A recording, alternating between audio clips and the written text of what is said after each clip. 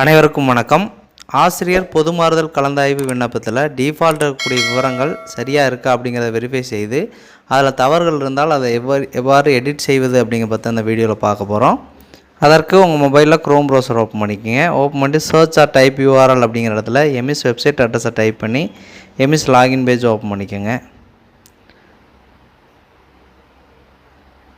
User name password அப்படிங்கிற இடத்துல உங்களுடைய 8 டிஜிட் யூசர் ஐடி பாஸ்வேர்டு கொடுத்து லாகின் பண்ணிக்கோங்க.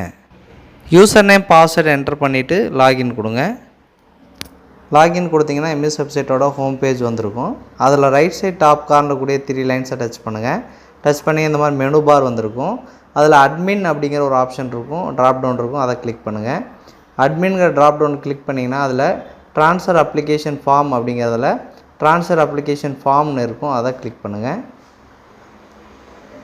கிளிக் பண்ணி இந்த மாதிரி ட்ரான்ஸ்ஃபர் அப்ளிகேஷன் வந்திருக்கும். அதில் நிறைய விவரங்கள் உங்களுக்கு எம்இஸில் உங்களுக்கு ப்ரொஃபைல் டீட்டெயில்ஸ்லேருந்து அப்டேட் ஆகிருக்கும். அந்த விவரங்கள்லாம் கரெக்டாக இருக்கான்னு வெரிஃபை பண்ணுங்கள். உங்களுடைய எம்இஸ் ஐடி, ஆசிரியரின் பெயர், பாலினம், கைபேசி எண், பதவியின் பெயர், நியமிக்கப்பட்ட பாடம், பிறந்த நாள், தற்போது பணிபுரியும் பள்ளியின் யூடைஸ் எண், பணியில் சேர்ந்த நாள், தற்போது பணிபுரியும் பள்ளியின் பெயர், இதெல்லாம் டிஃபால்ட்டாக உங்களுக்கு ஃபெச் ஆகிருக்கும். இதெல்லாம் சரியாக இருக்கா அப்படிங்கிறத பாருங்கள். அடுத்து ஐஎஃப்ஹெச்ஆர்எம்எஸ், டிடிஓ கோட், தற்போதைய பதவியில் முதலில் நியமனம் செய்யப்பட்ட நாள், ஆசிரியரின் முகவரி, தற்போது பணிபுரியும் பள்ளியில் பணியேற்ற நாள், இது வரைக்கும் உங்களுக்கு எம்இஸோட அந்த ப்ரொஃபைல் டீட்டெயில்ஸ் உங்களுக்கு ஃபெச் ஆகி வந்திருக்கும். இந்த விவரங்கள்லாம் சரியாக இருக்கான்னு பாருங்கள்.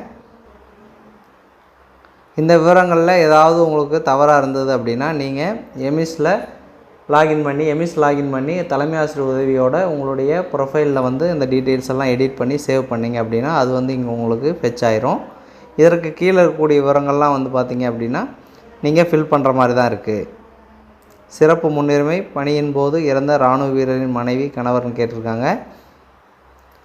அடுத்து தற்போது பணிபுரியும் ஒன்றியத்தில் பணியேற்ற நாள், முதலில் பணியில் சேர்ந்த ஒன்றியம், முதலில் பணியில் சேர்ந்த பதவி, இதெல்லாமே நீங்கள் ஃபில் பண்ணுற மாதிரி தான் இருக்குது. இப்பள்ளிக்கு மாறுதல் பெற்ற வகை, எந்த வகையில் மாறுதல் பெற்றீங்களோ அதை ஃபில் பண்ணுங்கள்.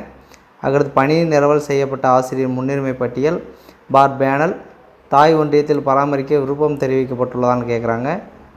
ஆம் இல்லைன்னு கொடுத்துருக்காங்க. இது எல்லாமே நீங்கள் 13ஆம் தேதிக்கு அப்புறம் ஃபில் பண்ணிவிட்டு இதை கீழே கூடிய சப்மிட் அப்படிங்கிற கொடுத்துருங்க. கொடுத்தீங்கன்னா உங்களுக்கு அப்ளிகேஷன் சப்மிட் ஆயிரும். இதை பிரிண்ட் அவுட் எடுத்து நீங்கள் ஒரு சைன் போட்டு உங்கள் தலைமை ஆசிரியர் ஒப்படைக்கணும். தலைமை ஆசிரியர் அவங்க லாகினில் போயிட்டு உங்களுடைய அப்ளிகேஷன் ஃபார்மை அப்ரூவ் பண்ணி அந்த அப்ரூவ் பண்ணது பிரிண்ட் அவுட் எடுத்து தலைமை ஆசிரியர் சைன் போட்டுருவாங்க.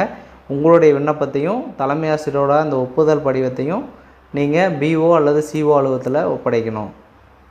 ஸோ இப்போ நீங்கள் சப்மிட் பண்ண வேணாம். 13ஆம் தேதிக்கு பிறகு இந்த விவரங்களெல்லாம் நீங்கள் மறுபடியும் சரிபார்த்து இந்த நிரப்ப வேண்டிய விவரங்களெல்லாம் நிரப்பி அப்போ சப்மிட் பண்ணிக்கோங்க.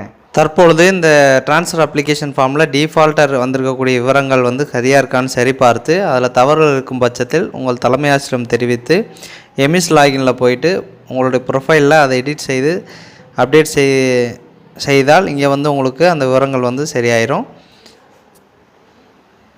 ஸோ இதே போல் ஆசிரியர்கள் உங்களுடைய ட்ரான்ஸ்ஃபர் அப்ளிகேஷன் ஃபார்மில் டிஃபால்ட் இருக்கக்கூடிய விவரங்களை சரிபார்த்து தவறுகள் இருந்தால் அதை எடிட் செய்து கொள்ளலாம். நன்றி.